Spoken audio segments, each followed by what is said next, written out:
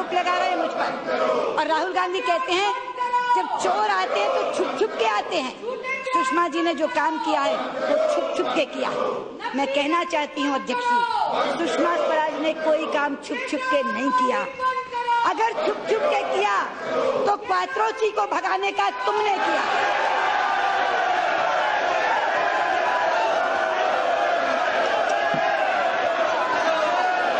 अध्यक्ष जी, अगर छुप छुप के कोई काम किया तो राजीव गांधी की सरकार में एंडरसन को भगाने का काम किया।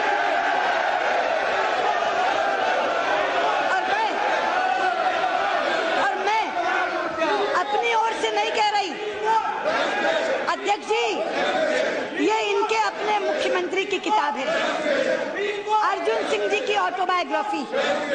अर्जुन सिंह केवल मुख्यमंत्री नहीं थे मध्य प्रदेश के, उसी पद पर थे जिस पर आज राहुल गांधी है।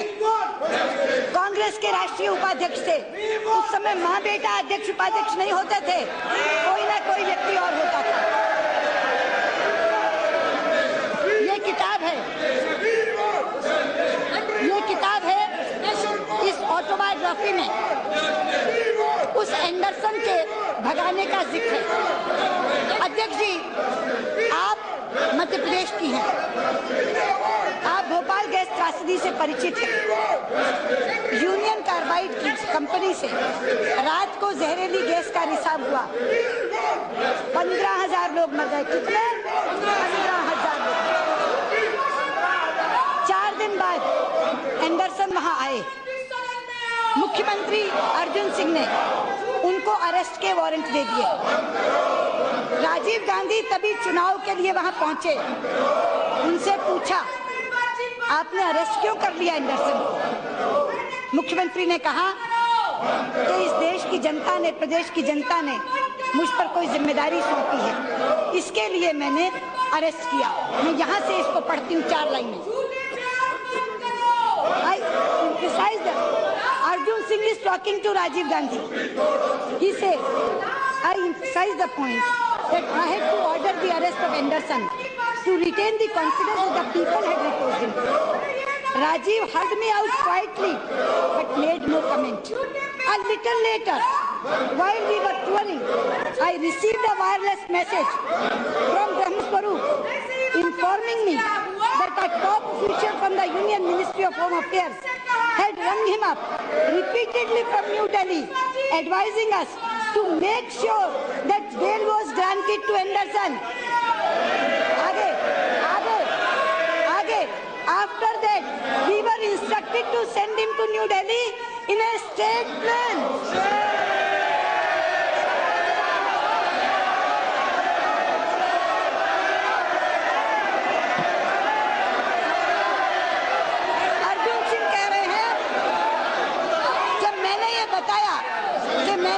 क्यों अरेस्ट किया था तो मुझे फोन आया, वायरलेस मैसेज, और कहा उसकी तुरंत बेल होनी चाहिए और उसे स्टेट प्लेन से वापस भेजो। आगे सुनिए,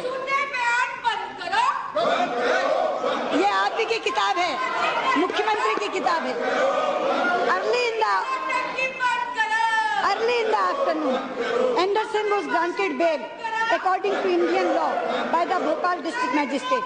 The DIG of Bhopal, who was supposed to escort Anderson in the airport after instructions for his release were given, was not in town. Consequently, सुनने की बात है, consequently, this task had to be done by Swaraj Puri very discreetly, छुप छुप के। अरुण जी ने बताओ discreetly की हिंदी क्या होती है? छिप छिप के। discreetly की हिंदी क्या होती है? ये अर्जुन सिंह कह रहे हैं। Swaraj Puri had to done this job very discreetly. The media did not immediately get to know that Anderson had flown out of Bhopal at 1 p.m. to Delhi and then to the USA. It was only around 6 p.m. that the BBC reported this news, which soon created a political storm. There was a huge hue and cry demanding to know why Anderson had been let off lightly. Anderson was flown out of India, never to return. Anderson was flown out of India, never to return. ये सुषमा स्वराज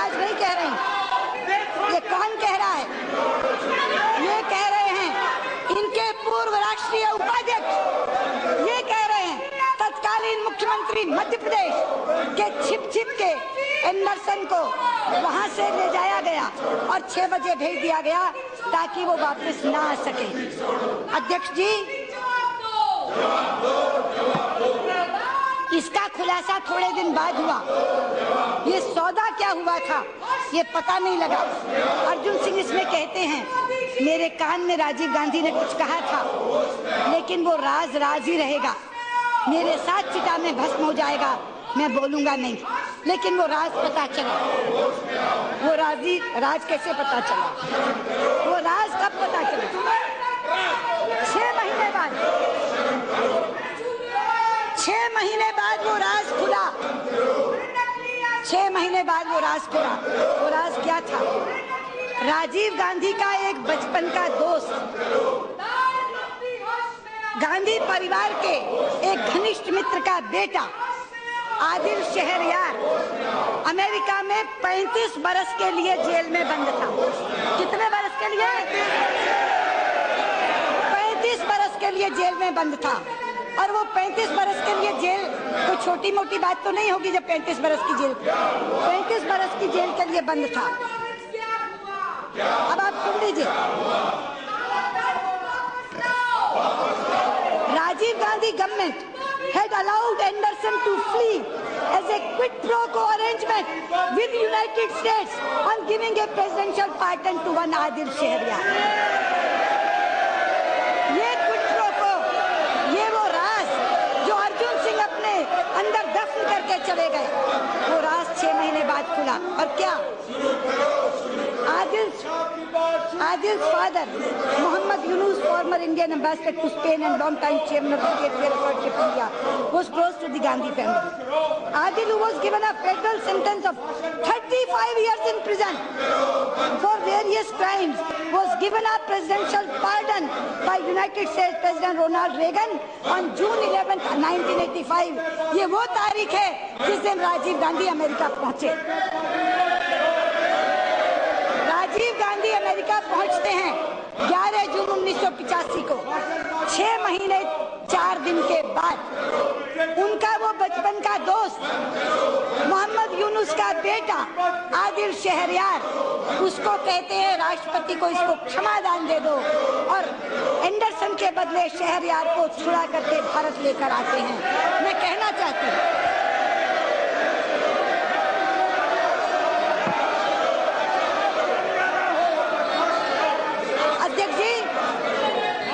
अध्यक्ष जी, मैं यहाँ के माननीय सांसद कांग्रेस के उपाध्यक्ष, राष्ट्रीय उपाध्यक्ष राहुल गांधी को कहना चाहती हूँ, आपको बहुत शौक है छुट्टियां मनाने का।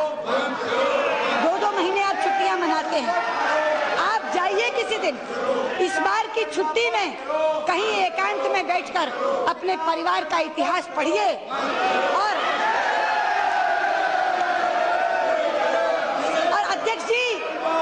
अध्यक्ष जी, मैं कहना चाहूंगी, उन्हें कहिए अकेले में बैठकर क्वात्रोची से शहरयार तक के सारे काले कारनामे जो उस इतिहास में दर्ज हैं, उनको पढ़ें और लौटकर पूछें, मम्मा क्वात्रोची के उससे हमने कितना पैसा लिया था?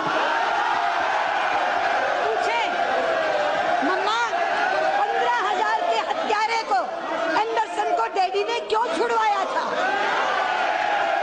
और पूछें कि एंडरसन को छोड़कर शहरयार को लाकर उन्होंने एक क्विड प्रो को क्यों किया था? मैं बताना चाहती हूँ खड़गे जी, जो क्विड प्रो को आप कह रहे हैं, इसे कहते हैं क्विड प्रो को। जब एंडरसन को छुड़वाकर शहरयार को लाया जाता है, ये परिभाषा है quid pro quo. QUID quid, PRO pro, QUO quo, इसे कहते हैं क्विड प्रो को। सुषमा स्वराज ने कोई क्विड प्रो को नहीं किया। आप मुझसे पूछते हैं 7 सवाल।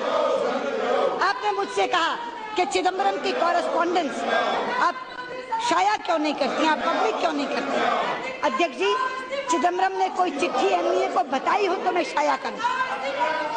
आज मैं देश को बताना चाहती हूँ, चिदम्बरम ने अपनी एक भी चिट्ठी एनडीए को नहीं दी।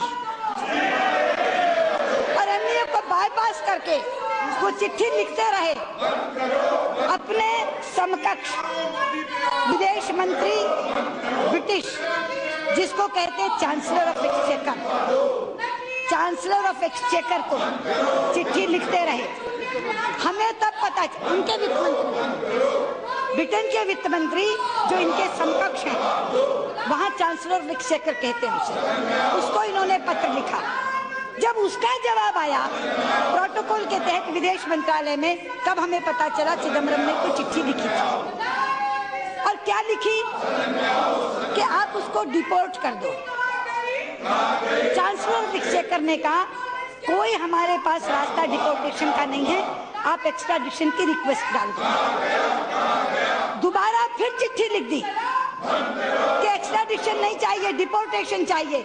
आप जानती हैं देश की साख कितनी गिरी। चिदम्बरम के चिट्ठी का जवाब तक देना गवारा नहीं समझा वहां के वित्त मंत्री ने। उसने वो चिट्ठी, वहां के वित्त मंत्री ने वो चिट्ठी विदेश मंत्रालय को दे दी कि ये तो ऐसी चिट्ठियां लिखता रहता है, अपने राज्य मंत्री को कहो भारत के विदेश राज्य मंत्री को चिट्ठी लिख दें। और ये चिट्ठी है मेरे पास जो परनीत कौर को आई। वित्त मंत्री की चिट्ठी का जवाब उनके विदेश राज्य मंत्री अपनी समकक्ष परनीत कौर को देते हैं। ऑसबॉर्न ने जवाब देना बंद कर दिया। उनको लगा ये लगातार ऐसी चिट्ठियां लिखते रहते हैं। कौन सा पत्राचार, कौन सी कॉरेस्पॉन्डेंस।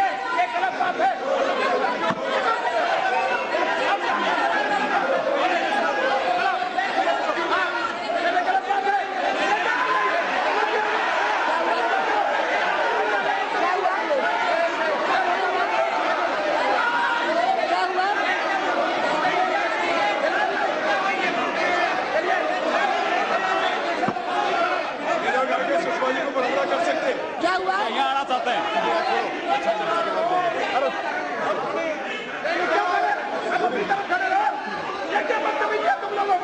अध्यक्ष जी, महिला मंत्री, ये ऐसा होना अच्छा नहीं है। कोरोना नहीं लेते उनको। मैं रिक्वेस्ट कर रहा हूँ, आप लोग अपनी जगह पे जाइए। प्लीज बैठ जाइए, सब लोग बैठ जाइए, प्लीज बैठ जाइए। पूरा होने दीजिए, अच्छा हो रहा खड़गे जी। एक महिला मंत्री जवाब दे रहे, ऐसा मत करिए।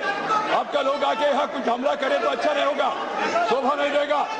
आपका संसद सदस्य यहाँ आके महिला मंत्री के सामने कुछ करे, अच्छा नहीं होगा। उनको सुझाव अब सलाह दीजिए, अपना जगह पे जाने के लिए बता दीजिए।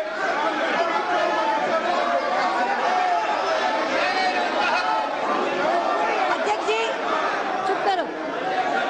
अध्यक्ष जी,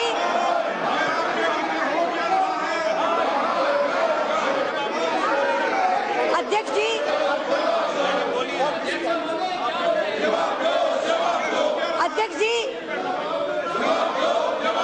अध्यक्ष जी, 17 जुलाई को ये चिट्ठी वहां के चांसलर ऑफ एक्सचेकर को हमें मिलती है, तो हम हैरान होते हैं कि चिदम्बरम जी ने कब चिट्ठी लिख दी उसको। 17 जुलाई को ये चिट्ठी हमें मिलती है, तो हम कहते हैं कौन सी चिट्ठी का जवाब है, ये चिट्ठी कब लिख दी चिदम्बरम जी ने।